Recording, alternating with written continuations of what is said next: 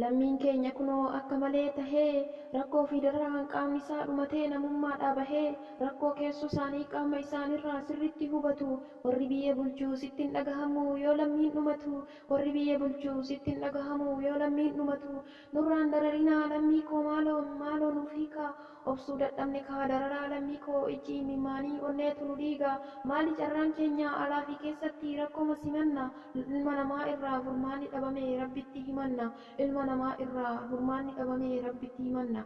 gatii lammii keenyaaf gatii lammii biraa mee wal bira laala lubbuun nama tokko lubbuu lammii keenyaa 100 caala raajii morokoo addunyaan dubbate keenya gatii dhabee mootummaan biyyaallee gurrarraa cufate keenya gatii dhabee mootummaan biyyaallee gurrarraa cufate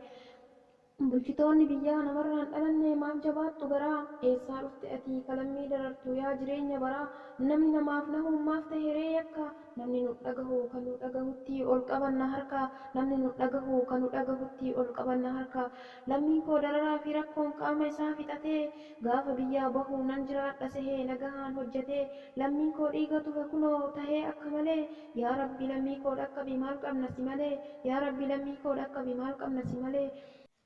mana hidhaan galaa ati yoom niyyattee nan jiraadha seetee nagahaan hojjettee biyyaa baatus kunoo rakkoon si mooyatee ana haa dhiphadhu lammii koo bakkatee ani haa rakkadhu lammii koo bakkatee lammiin koo maal balleesse badiin isaa maali maaf nurraa darartu lammii keenya qaalii mee adaraa rabbii lammii gannuuf dhiisa hanga yoomititti feestaala uffatee simintoorra ciisaa hanga yoomititti feestaala uffatee simintoorra ciisaa nuti nyaannee dhugnee uffanneetiin bulla lammiin keenya garuu firaashni simintoo qaamni isaanii qullaa sagalee nuuf ta'a jedhee nutti iyyaa simintoorra ciisee dararaan mana hidhaa lubbuu isaanii qaalii gatii kafalchiise dararaan mana hidhaa lubbuu isaanii qaalii gatii kafalchiise.